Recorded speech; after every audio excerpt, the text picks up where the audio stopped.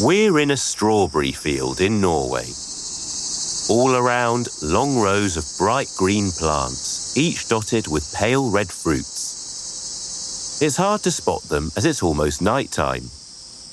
The pickers have finished their shift and it's now time for them to go home. We can hear some of them talking in the distance. The breeze is fresh and a calm, peaceful vibe surrounds the field. In the meantime, a white, self-driving machine approaches. You can't hear much as it's powered by electricity. It has wheels, moves on its own, and glides over the strawberries. It's a robot called Torvald, produced by Saga Robotics, a Norwegian company. It treats crops to reduce the amount of chemicals they need. For some of you, this might sound science fictional. Robots are generally imagined in factories or closed environments, not in open fields or the agricultural sector. For others, it might seem completely normal, as robots are appearing everywhere, even in places we wouldn't expect them. Whether you belong to the first or second group, we invite you to stay with us and enjoy a trip that'll take us from Oslo to, well, space.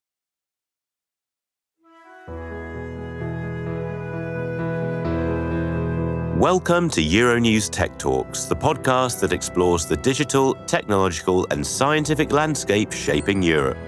I'm your host, James Thomas. After answering your most pressing questions on robotics in episode 58, we now continue our investigation of this topic, focusing on a field that might surprise you: agriculture. We fly to Oslo and wander across Europe to meet the entrepreneurs and experts who have dedicated their lives to making agriculture more automated, helping farmers, consumers, and science. And we won't only stay on Earth, we'll also look into space. Can robotics help us grow food there as well? To answer this question, all you need to do is make yourself comfortable.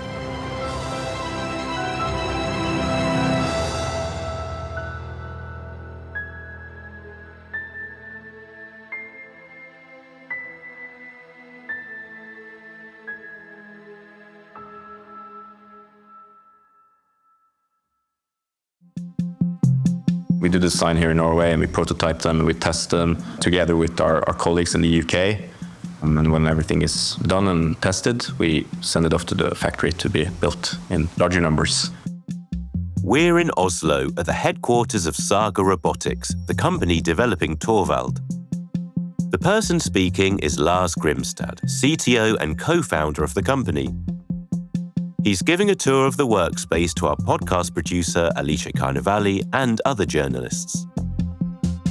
The place looks very normal, an open area with big windows, a welcoming kitchen, and a few closed offices.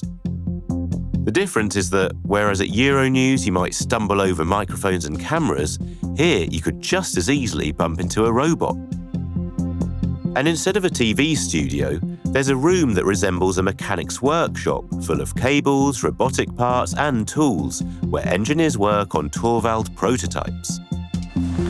So this is an older model. This particular one was used in EU project, on the Horizon 2020 project, and this was in Greece. I was running up and down like a vineyard. We had like all these fancy cameras and sensors that were looking at the grapes to kind of figure out how the grapes were doing. Saga Robotics was founded in 2016, and its first robots were developed within a research group at the Norwegian University of Life Sciences. Almost 10 years later, the company has offices in both Norway and the UK, and its robots are used as far away as the US. We want to scale responsibly, right? So that is what we're doing now. We're developing the technology to make it even easier to use our robots, find new ways of creating more value for our customers. There are a ton of opportunities, so we definitely have our hands full the next few years. Driving Saga Robotics' success is Torvald, a self-driving electric robot used in strawberry fields and vineyards. Compared to a big tractor, it's a small machine, but it's a machine of about a few hundred kilos, about 1.5 meters big.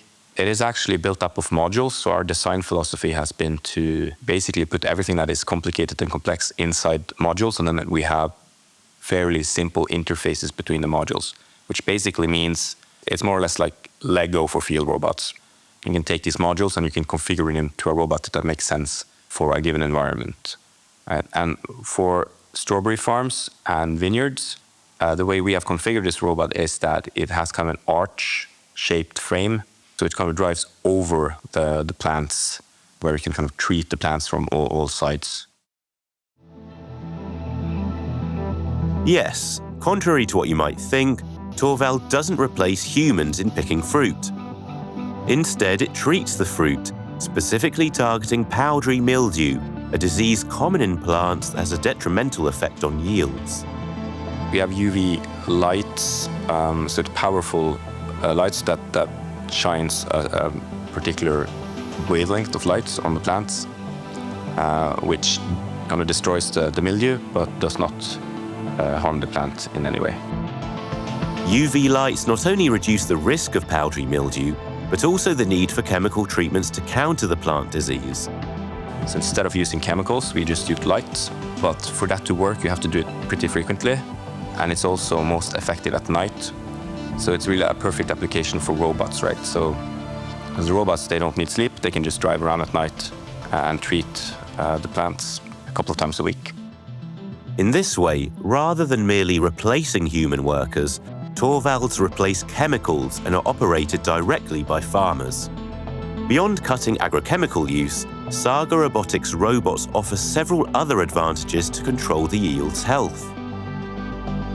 We use AI to find the strawberries in the images that the robot capture, and we use AI to assess the ripeness of the fruit. We also have AI components to our navigation system, so we can count all the strawberries, we can tell you how ripe the strawberries are, and that helps our customers estimate the yield they will have.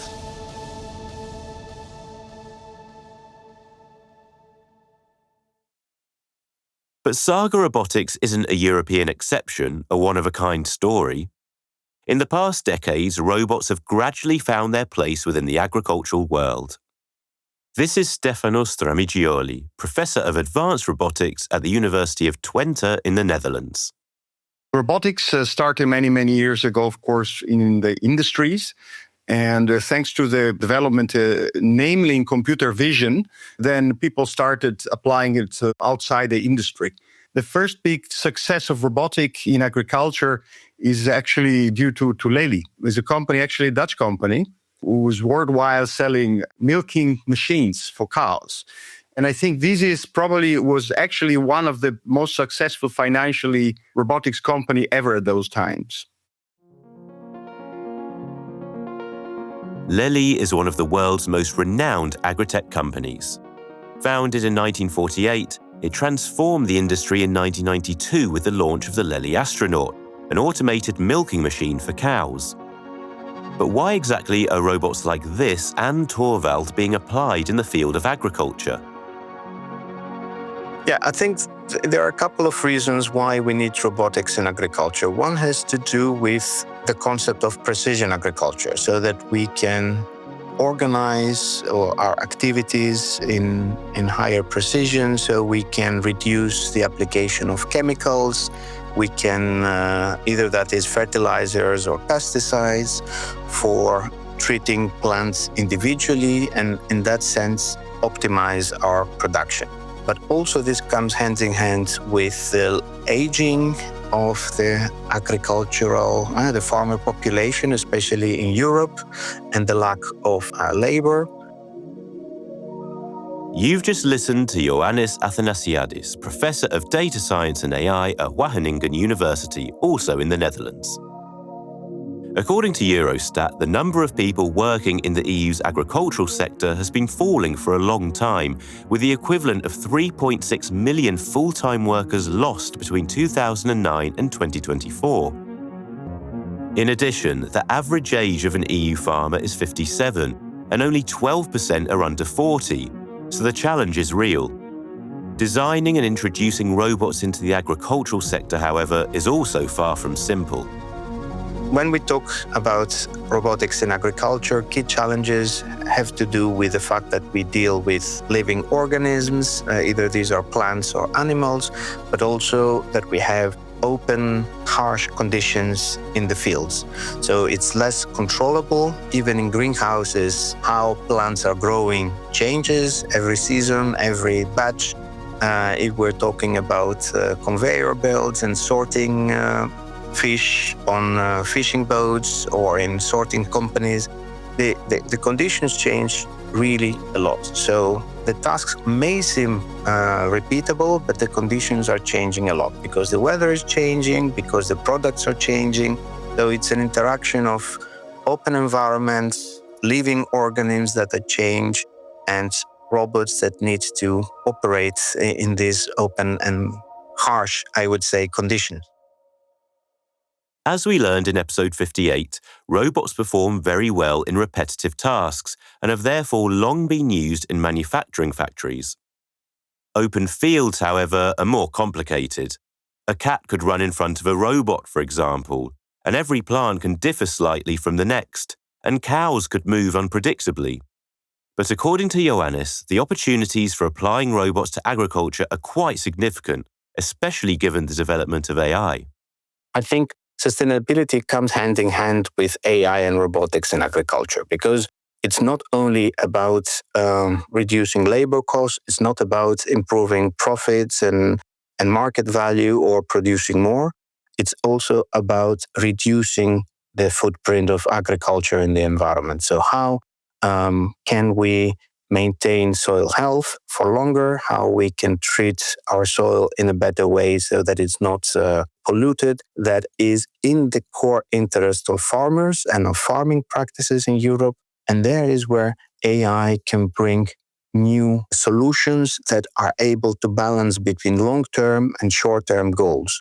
So we want to build systems that are able to produce as much as possible now, but allowing the good health of soil and the environment and natural resources for the future production in the coming years. This enthusiasm is shared by other experts and professionals in the field. Here's Lars from Saga Robotics. I have great faith in robotics. The agriculture sector is a source of a lot of greenhouse gas emissions and so on. I think using robots, there is an opportunity here, right, to approach farming in a new way with higher precision, kind of a more intelligence, I guess, and it enables us to see the crop basically all the time and work on a kind of high resolution in a sense. So I think robots will help growers reduce the amount of kind of inputs in terms of chemicals and so on, reduce yield loss to pests and diseases, and kind of make farming better and more cleaner and more productive, I guess. However, as we always try to do here on Euronews Tech Talks, we think it's important to put the hype into perspective.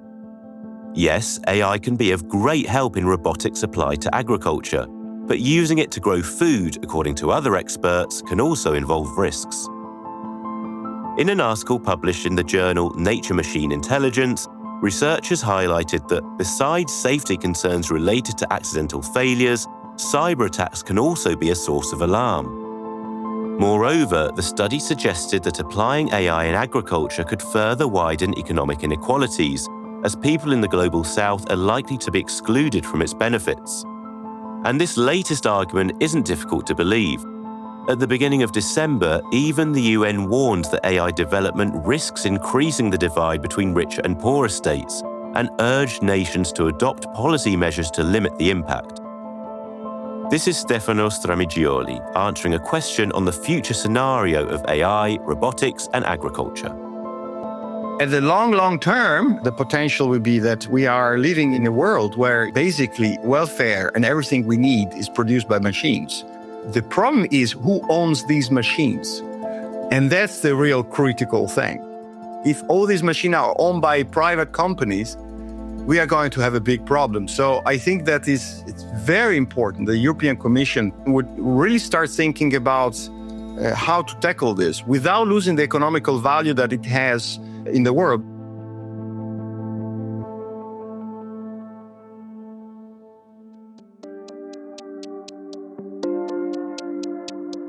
Even though we tend to associate agriculture with Earth, the practice is gradually making its way into another arena, space. Growing plants in space is something we have to do.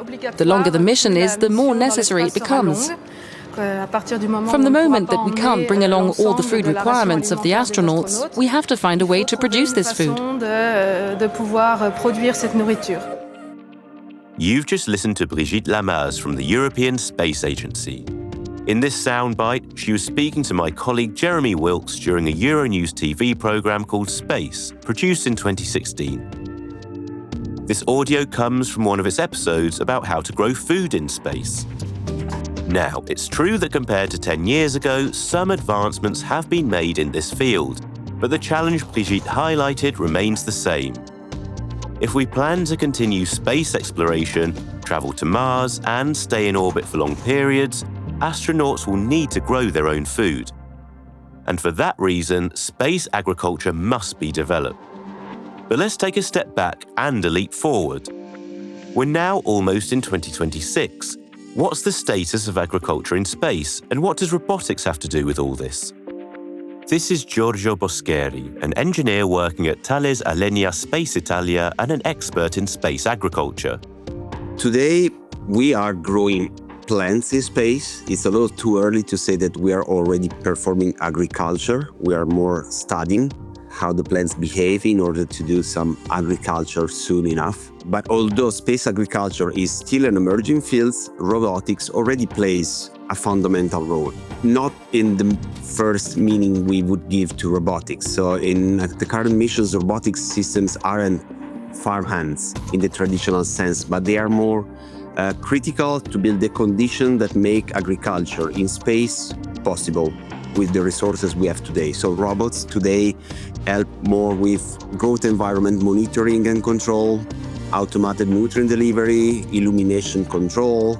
So everything that allows the growth of the crop to continue from seed to harvest in an autonomous way. And recent developments are just starting now to include also some real-time plant health monitoring, AI-assisted. But we're just studying how that works. Then obviously, as system will mature and as space agriculture will be more actually linked to produce food for the astronauts, then robots are expected to take more hand-on tasks.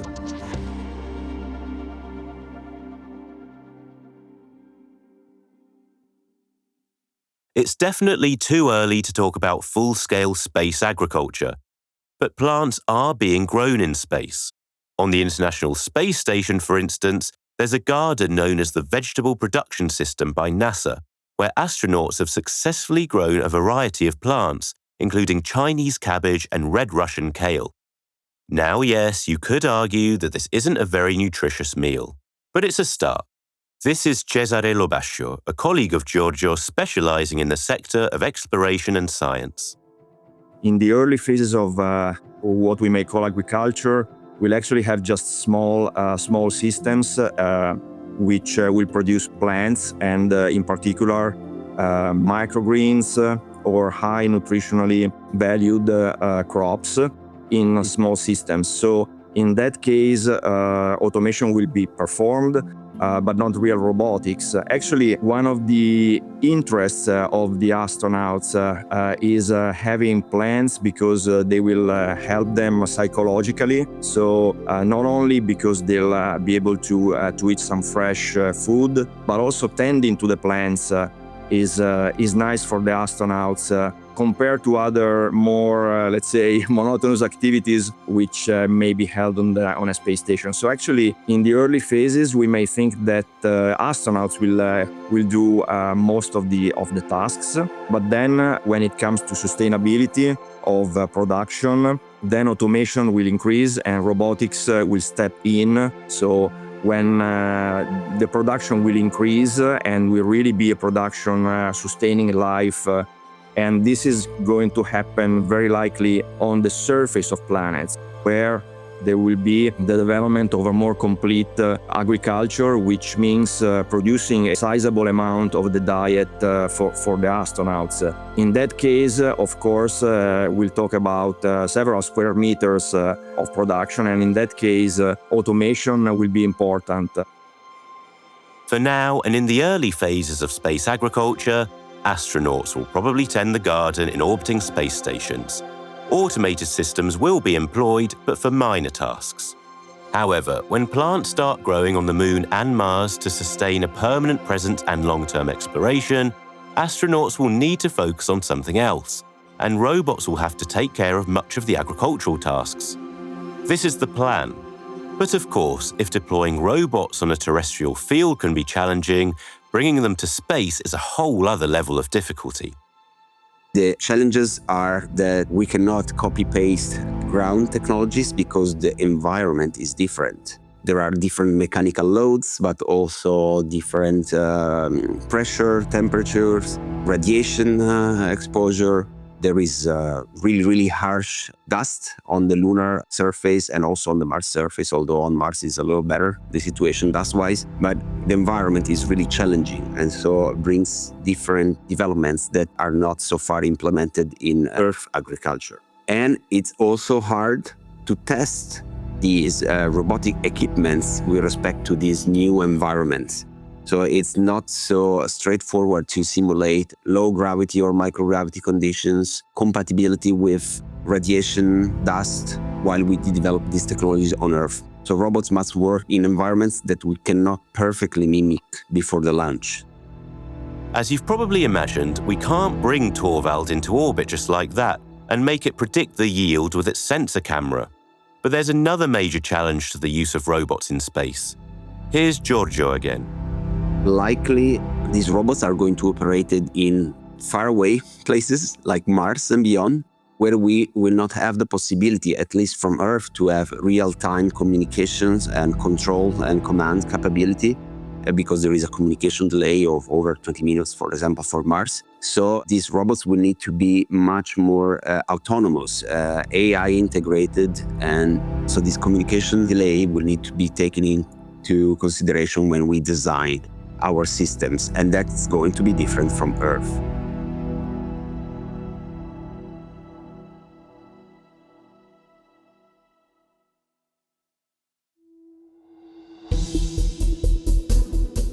Just as with robots used on Earth, AI-powered robots in space agriculture face certain risks, including cyber attacks and external failures. But these won't be the first automated machines deployed in space. Robots are already being used to repair satellites and carry out spacecraft maintenance. And some scientists are even questioning whether we truly need human astronauts. But that's a question for the future and perhaps upcoming conversations on this podcast. But for now, we leave you here, pending, maybe with more questions than answers. But we hope you liked this second of 3 episodes on robotics. We'll be back in 2 weeks. This year, we're not taking a Christmas break and will keep you company throughout the holidays, if you happen to have some. And don't worry, for the next episodes, we'll bring you something more digestible and equally interesting. We'll start, for instance, with an interview on how robots can help children overcome isolation. Make sure you don't miss the conversation. Also, for this episode, you can meet Lars Grimstad from Saga Robotics in another Euronews Tech Talks video, recorded and produced by Rosalind Min. Find the link in the description. And last but not least, if you're interested in food security and social inequalities, have a listen to one of Euronews' first podcasts. It's called The Star Ingredient, and you can find it on your favourite platforms. Thanks for listening. I'm your host, James Thomas. This series was created by Marta Rodriguez Martinez. This episode was written and produced by Alice Carnevali. The theme music is by Leo Lebrun. Sound editing and sound mixing is by Joanne Breton. Our editor-in-chief is Niaz Samadizada. If you aren't already, you can listen to this series on Apple Podcasts, Spotify, Castbox, or wherever you get your podcasts. If you're enjoying the podcast, please consider leaving us a positive review and, of course, sharing it. Thanks for listening.